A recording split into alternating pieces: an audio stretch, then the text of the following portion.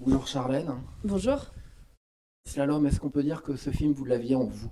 Bien sûr, je l'avais en moi depuis très longtemps, je pense depuis le départ, depuis 10 ans, le début où j'ai commencé à faire du cinéma en fait. Et le titre, il est venu très rapidement ou pas? Ouais, le titre il est venu tout de suite, alors j'ai essayé de le changer parce que j'avais très peur que ça fasse trop sport, trop slalom de ski. Mais en même temps, on l'a gardé. Et d'ailleurs, c'est pas que le slalom du ski, c'est aussi le slalom de Lise D'accord. Mm. dans sa vie. Elle slalom entre les piliers de la construction de soi, elle slalom entre les métamorphoses de son corps, elle slalom dans le monde des adultes. Donc, il y avait une métaphore comme ça qui me plaisait depuis le départ. Et le casting, Jérémy Régnier, Noé, Marie Desnarnaud, il est arrivé rapidement aussi, c'était votre choix? Ouais, très rapidement, Noé, c'était une évidence. On s'était rencontrés sur le court-métrage qu'on a fait en 2017 au Dolgori. Jérémy Régnier, c'était une envie très forte dès le départ parce que je trouve que c'est un comédien extraordinaire. Il a une physicalité, il a une présence, il incarne ses personnages comme je trouve peu d'acteurs français. Et Marie Donardo aussi, c'est moi qui suis allée la chercher tout de suite. J'avais envie de travailler avec elle. Je trouve aussi que c'est une actrice formidable. Et là, c'était un rôle, c'est un second rôle, mais qui est très fort et très important, tout en Mm. nuances. Euh, ouais. Un rôle d'équilibre. La psychologie des personnages, leurs failles, leurs forces, vous les avez travaillées comment avec vos acteurs? J'ai déjà travaillé beaucoup au scénario parce que tout s'est joué dans l'écriture pour trouver le bon dosage. C'est un film qui est constamment sur le fil. J'avais envie d'être dans l'ambiguïté, j'avais envie d'être dans la contradiction, j'avais envie d'être voilà, dans la subtilité, de ne pas juger les personnages, de ne pas être dans un récit manichéen. Et ça, bah, c'est beaucoup de travail, de dentelle hein, à l'écriture. Alors après, avec les comédiens, j'ai eu la chance d'être en symbiose totale avec Jérémy, Noé, Muriel, Marie, Maïra Schmidt, enfin tous les comédiens. Il y avait une évidence, il y a eu une magie. C'est-à-dire qu'en fait, tout le monde était là pour défendre la même chose et tout le monde avait envie de rentrer dans cette complexité-là. Donc il y a eu quelque chose de très simple en fait. Sur le plateau, rien n'était compliqué. Alors on parlait beaucoup quand même, hein, on était très vigilants euh, pour ne pas tomber un peu trop d'un côté ou d'un autre. Mais finalement, avec beaucoup de bienveillance, quand on fait le même film, quand on sait exactement où on va, et ben les choses sont assez limpides. Est-ce que vous leur avez laissé de la place pour enrichir les personnages à partir du moment où ils respectaient cet équilibre que vous souhaitiez? Bien sûr, Noé a apporté beaucoup de choses à son personnage. Elle avait même fait un petit journal intime qui n'était pas ce qui était filmé, mais qui existait dans la backstory de ce que vivait Lise. Jérémy, il a apporté aussi beaucoup de choses, beaucoup de nuances. Euh, non, tous les comédiens ont réussi évidemment, à amener leur touche à eux, quoi. Et ça, c'est aussi la chance de travailler avec des acteurs sensibles et très intelligents. Parlons un peu d'exigence, c'est à la fois une thématique du film, mais aussi c'est une marque de fabrique qui se voit dans votre fabrique, dans votre travail. Aucun plan n'est réellement laissé au hasard. Est-ce que ça vous le tenez de vous dans votre passé, ou est-ce que c'est dans vos références Oui, alors tout le travail d'image, de mise en scène, en fait, c'est un travail qui a commencé aussi à 10 ans. J'ai fait 5 courts-métrages qui déjà fouillaient un peu les thématiques de la quête identitaire, de la résilience. Il y avait toujours ces héroïnes, il y avait toujours cette envie d'esthétique, de couleurs, de fabrication du plan, d'atmosphère très forte. Et ça, c'est aussi quelque chose que j'ai construit avec Yann Marito, mon chef opérateur. On travaille ensemble depuis 10 ans. Et finalement, tous ces courts-métrages nous ont amenés à Slalom. Et en effet, chaque plan a été pensé, chaque couleur a été fabriquée, en tout cas mise dans l'image pour exacerber les sentiments de Lise, voilà, l'émotion de Lise et la dramaturgie de chaque séquence. Donc ça a été vraiment... et en plus, on avait très peu de temps de tournage, on avait 5 semaines. Donc on n'avait pas vraiment, on n'avait pas de place pour le hasard, donc tout était vraiment pensé quoi. les premiers films, c'est souvent compliqué, à plus d'un titre. On dit souvent qu'il faut essayer de se garder de trop vouloir en mettre, de vouloir trop bien faire. Est-ce que ça a été votre cas et est-ce qu'on a cherché à vous freiner dans vos initiatives par rapport à ça? Non, on n'a pas cherché à me freiner. J'ai eu la chance d'être accompagnée par Édouard Moria, mon producteur, qui n'a jamais essayé de me freiner. Il m'a plutôt encouragée à fouiller encore plus et aller encore plus loin. euh, voilà, d'être encore plus proche de ce que je voulais raconter. Donc ça, c'est une vraie chance. Euh, C'était quoi déjà la question? Est-ce que par rapport à un premier film, on peut en mettre trop dans Ah un oui. premier film et vous en avez mis beaucoup et peut-être qu'on a pu vous dire non, là, faudrait peut-être. Non, en même temps, il n'y a pas beaucoup. J'ai pas tout mis dans ce film parce que le film est recentré vraiment sur la relation entre Lise et Fred. Mm. C'est vraiment un face-à-face, ce film. C'est vraiment l'histoire. C'est pas une histoire d'amour, c'est une histoire d'emprise avec un début, un milieu, une fin. Et finalement, tout est filmé du point de vue de Lise. Donc il n'y a pas. La station de ski est assez vide, c'est un monde comme ça un peu parallèle. Les jeunes du groupe, ils existent, mais ils restent quand même toujours euh, sur le côté. C'est-à-dire qu'on est vraiment centré sur Lise et sur ce qu'elle vit avec Fred. Donc finalement, euh, j'ai même resserré de plus en plus au fil de l'écriture le film sur l'essentiel. Et puis de toute manière, vu qu'on avait très peu de temps de tournage, on n'avait pas le temps voilà, de broder. Donc, ça aussi, finalement, cette radicalité, elle a été intrinsèque à la production du film, hein. Le film, par son thème, il va probablement être catalogué MeToo. Est-ce que vous le revendiquez pleinement ou est-ce que vous vous méfiez des assimilations, des raccourcis qu'il peut y avoir? Bah, c'est un film que j'ai écrit bien avant MeToo, hein. En 2015, j'ai commencé l'écriture de ce film, donc je n'étais pas en train d'imaginer ce qui allait arriver.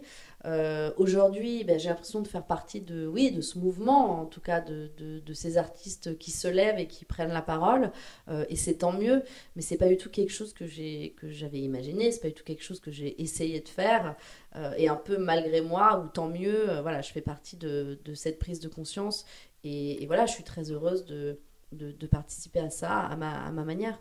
Est-ce qu'à travers ce film, vous avez à la fois doublement cherché à dénoncer, mais aussi à expliquer les abus sexuels dans le sport de haut niveau?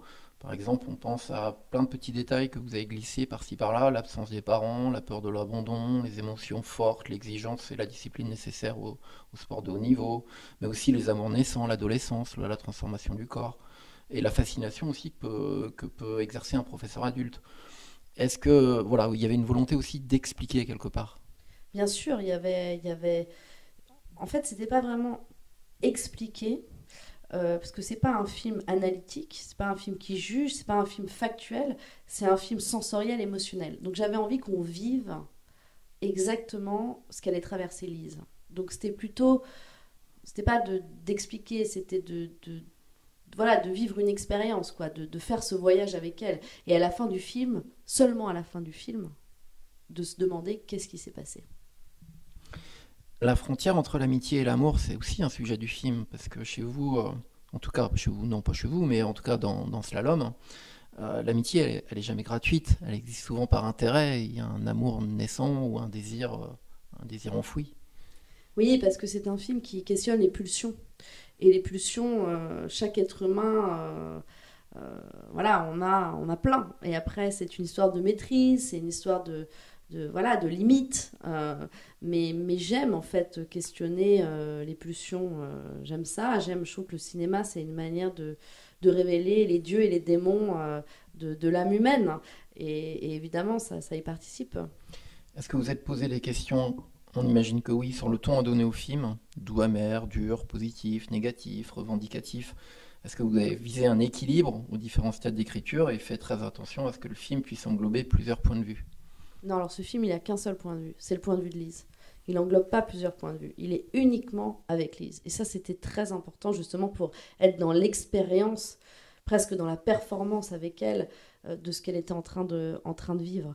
Après, ce film, c'est pas du tout une réponse épidermique, parce qu'en fait, il n'y avait pas de questionnement à ce moment-là. D'ailleurs, personne n'avait vraiment envie de parler de ce sujet. On a eu du mal à financer le film. Ça n'intéressait personne. Personne n'avait envie de déterrer la hache de guerre. Par contre, l'envie, voilà, l'envie, elle était très précise. C'était voilà, de retranscrire émotionnellement ce qu'allait expérimenter Lise dans toute la complexité des sentiments, avec l'ambivalence qu'il peut y avoir, avec les contradictions.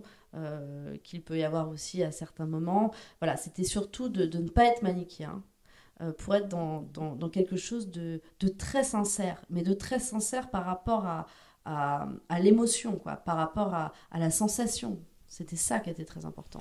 On quitte un peu le thème, hein, on va dire le fond, pour parler un peu plus de la forme.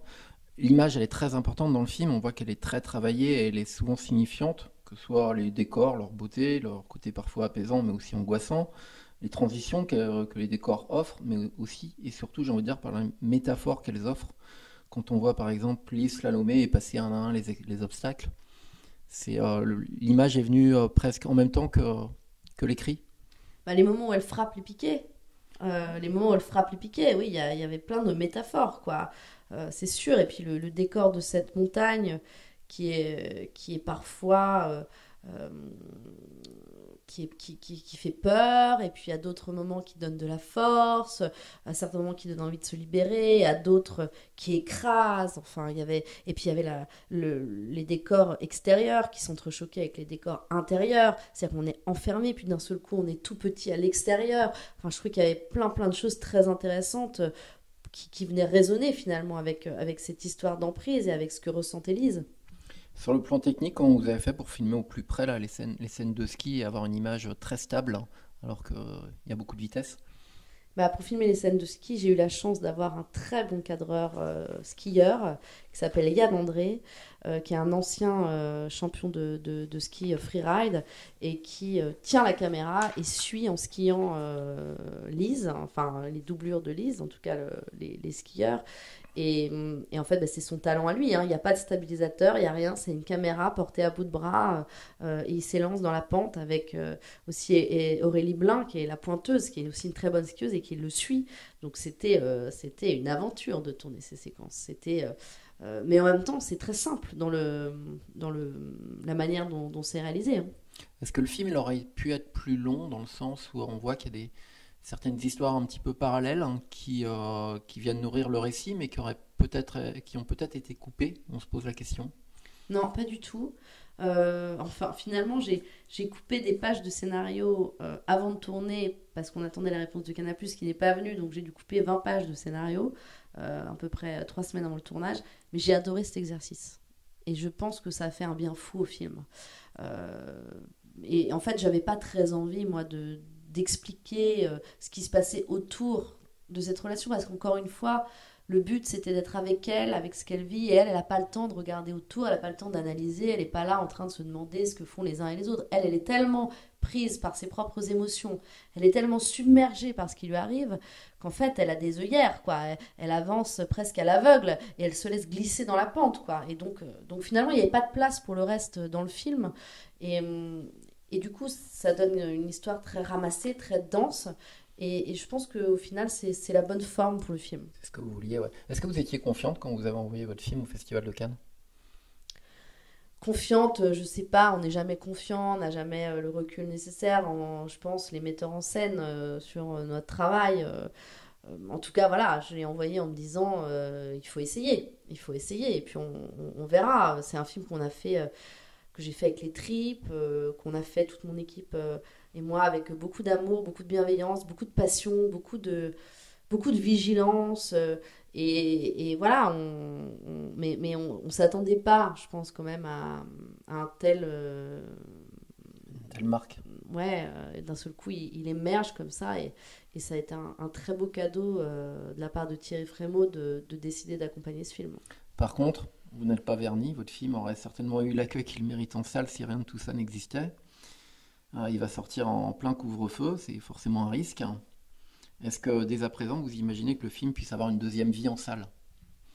C'est-à-dire une deuxième vie. Bah, je sais pas, hein, une deuxième ressortie une fois que les choses se seront un petit peu calmées. Parce que là, forcément, ils vont en pâtir. Mais là, c'est l'inconnu.